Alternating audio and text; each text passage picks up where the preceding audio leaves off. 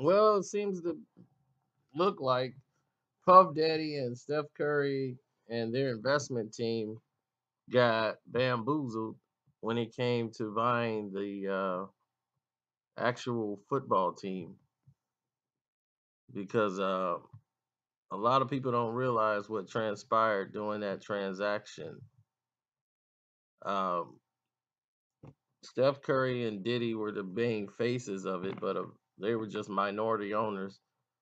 Billionaire Michael Rubin put in a serious bid with these guys to purchase the Carolina Panthers.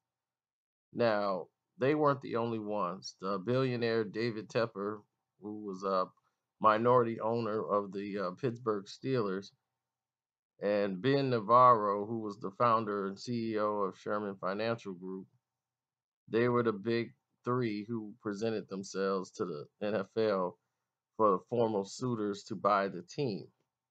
Now, as they were proceeding, you know, Steph, know that he had people in there, and he's saying even though people know he has a day job, being an active player in the NBA for the Golden State Warriors, it was not something that they would not consider because of his star power and the fact that he's been there in North Carolina his most of his childhood. So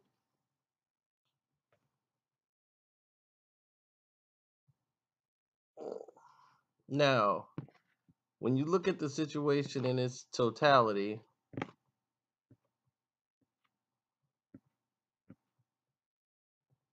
you had the owners for the 76ers, the New Jersey Devils, and the Premier League, worth about 3 billion roughly.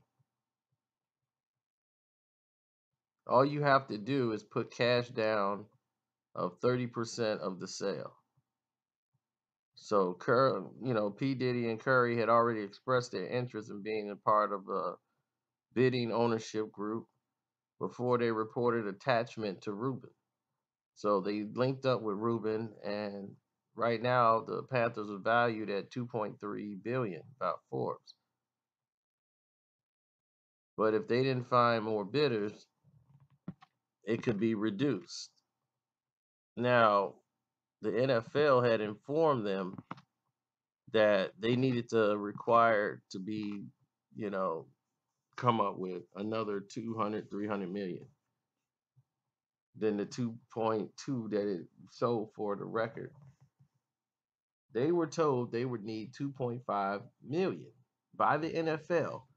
So naturally, 2.5 didn't seem feasible at the time for because you're looking at you're basically evaluating a team that's worth 2.3 billion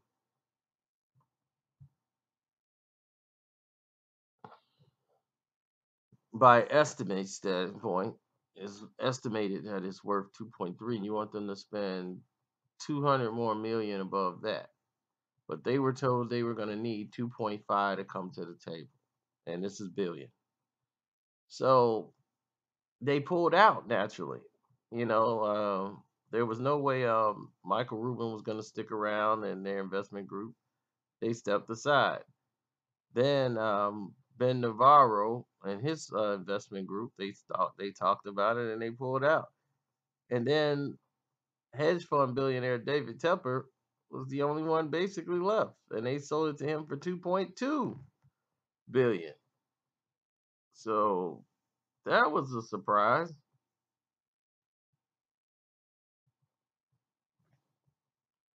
very much of a surprise from my angle, looking in at everything. And now it's like, wow, you told the other guys they had to come up with 2.5, then you just sold it for 2.2.